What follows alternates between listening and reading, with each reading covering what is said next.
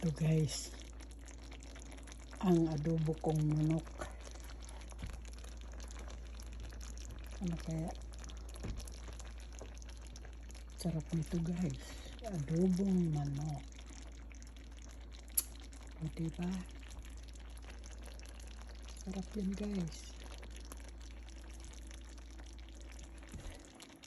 Yan ang adobong manok. At ito yung kanin ko dito sa rice cooker.